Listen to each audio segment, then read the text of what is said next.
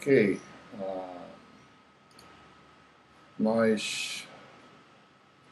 Essa é a última aula do curso de Eletromag 1, do primeiro semestre de 2010, né? Vídeo aula 18.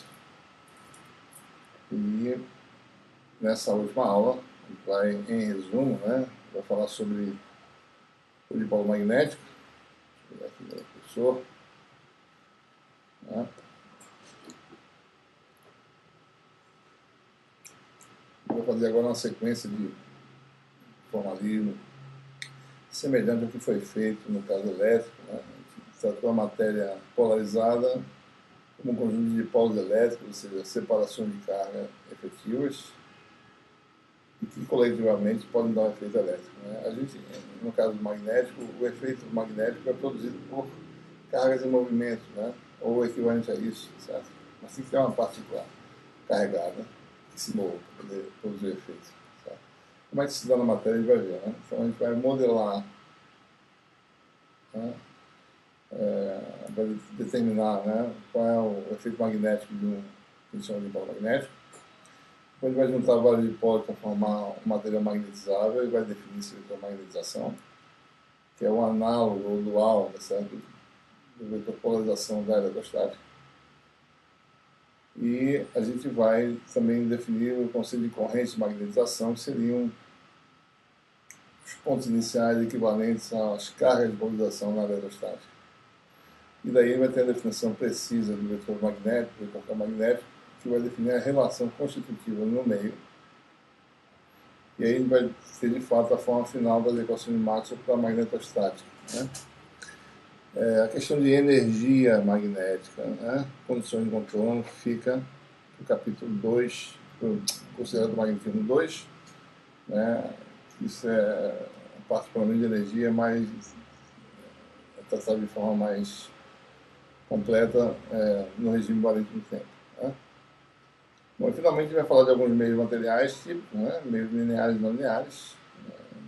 E a gente vai ver novamente, que a gente já falou anteriormente, no caso de materiais polarizáveis, o fenômeno de esterese exibido por meios não lineares. Né?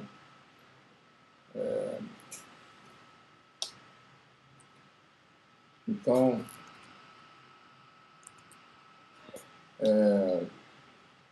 vamos falar agora sobre o dipolo magnético, né? E por que ele está falando sobre isso. Né?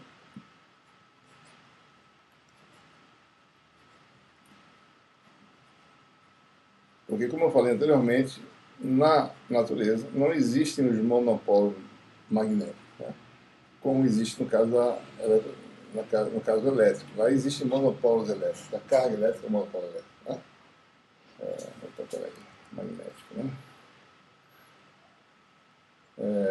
Nós não temos monopolo magnético. A fonte de mais baixa ordem que pode produzir algum efeito magnético é o dipolo magnético. De onde vem essa denominação? Né? Isso vem, como a gente vai mostrar daqui a pouco, certo?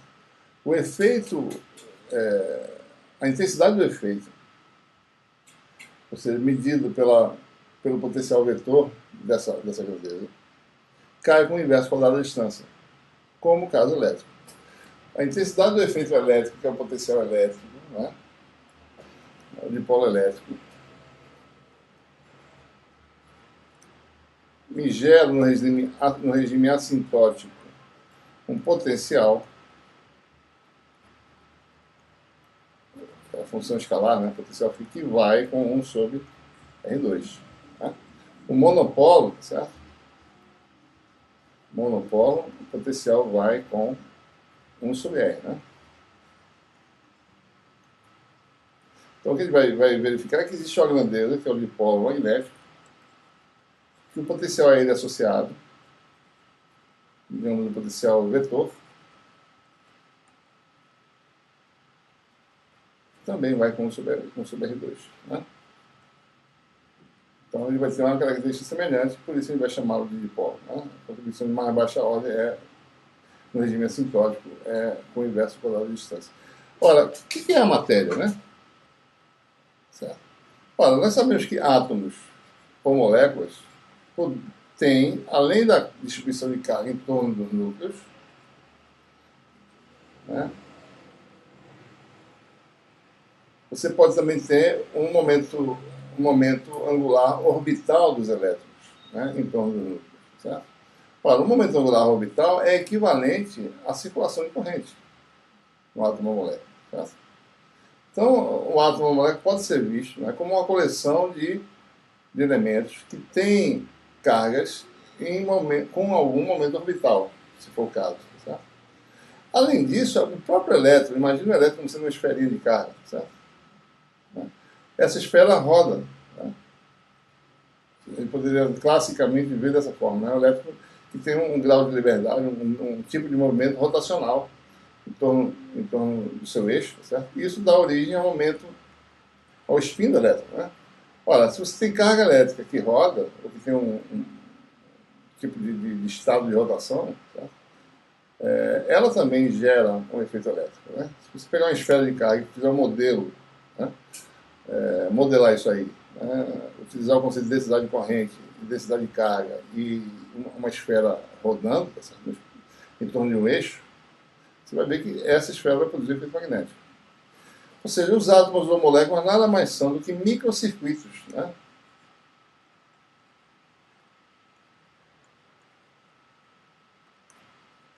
De corrente e, como tal, produziriam um efeito magnético no espaço. Se esses átomos ou moléculas se juntam para dar um efeito coletivo favorável, você vai poder mensurar esse efeito magnético. Né? Então, o que a gente vai fazer é estudar, tá certo? Um modelo simples de um microcircuito localizado, ou seja, uma espirazinha circular de corrente. A gente quer estudar esse efeito no regime em que o tamanho desse microcircuito é pequeno em relação à escala de variação da grandeza que você mede, que é o campo. Né? Certo? Então, vamos falar aí sobre o dipolo magnético, né? Modelado. Ou seja, no fundo, a gente quer calcular, bom, qual é o campo de uma espirazinha de corrente localizada? Tá? Como mostrado nessa figura aqui.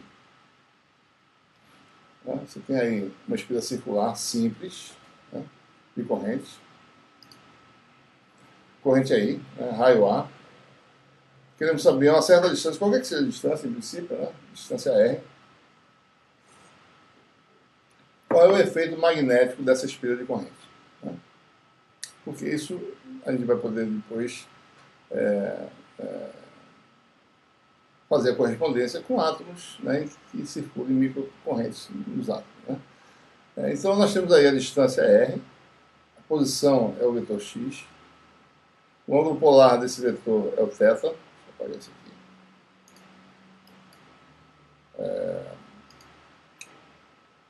Você tem um vetor radial, tá certo? Quer dizer, se você projetar isso aqui, você teria o vetor AR de cilíndrica, né? Certo? O azimuth, subtendido pelo vetor posição, é φ. Né?